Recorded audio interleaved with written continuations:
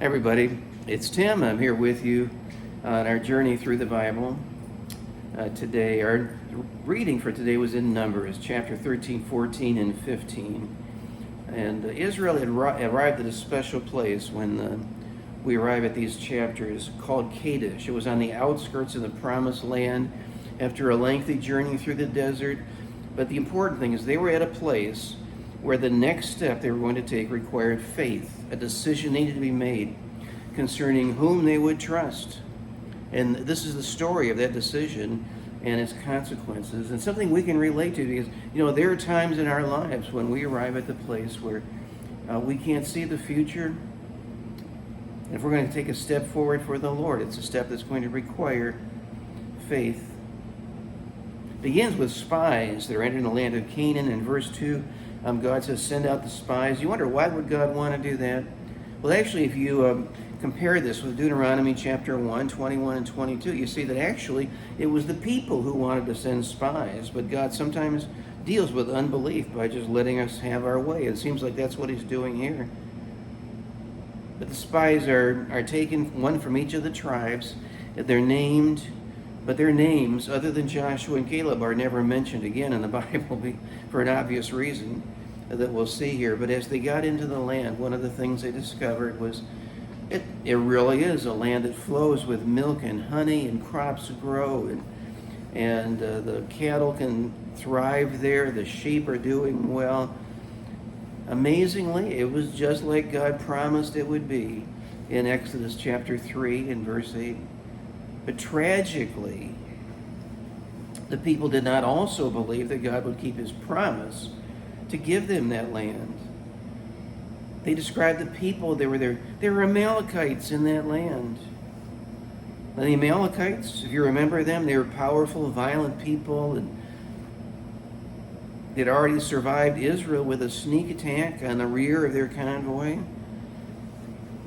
By the way, does anybody remember who won that battle? Oh, that's right.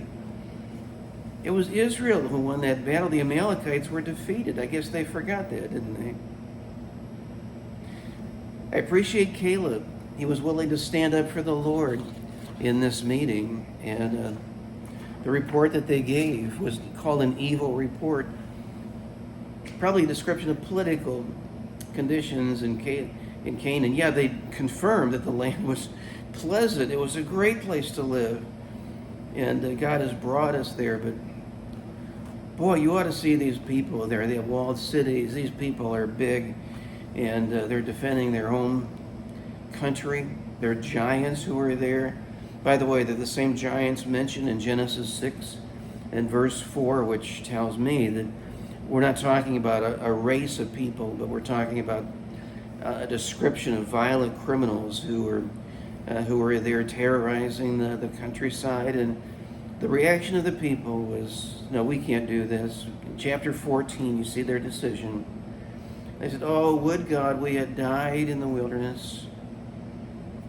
The Israelites had already said slavery in Egypt was better than freedom in the wilderness, and now they're complaining that the wilderness was even better than Canaan. A new low on the scale of unbelief. But Joshua and Caleb tried to move the people. They said, yeah, the people are large, they have walled cities, but they're bread for us. God will provide for us as we go through the land with what's already there. They wouldn't go. And the result was they were ready to stone God's people, the faithful. But the glory of the Lord appeared in chapter 14 and verse 10. The glory of the Lord was always there in the Holy of Holies, but at that moment, just as they were piling rocks to stone God's faithful, the blinding light of God's glory overflowed the tabernacle. It brought this whole meeting to a halt. And the result was, of course, 40 years in the wilderness. They'd already gone through 2, and you're going to wander for 38 more until everyone who's over 20 is dead except for Caleb and Joshua. They'll go into the promised land. What a tragedy. And it's like this group of people just disappeared for 38 years. There's only one other account of what happened during that 38 years is in chapter 16. And we'll get to that next time. But my friends, when you're going through a time like that and you're wondering, can I trust God for the future that He has in store for me? The answer is yes, you can. Consider it this way. Maybe you can't see the next step that you need to take, and you can't see how this is all going to work out. But can you honestly say, I'm going back to where I was? Well, if you're honest, the answer is no. God has led us so far. I can't go back. I can only go forward. With God, I challenge you, take that step of faith when you're making those decisions. Lord, trust God to keep His promises. Well, keep that in mind, my friends. Dig into God's Word. Tomorrow's reading is in Numbers chapter 16 and 17, and I'm looking forward to being with you then. Until then, God bless you. Give you a great day. See you soon.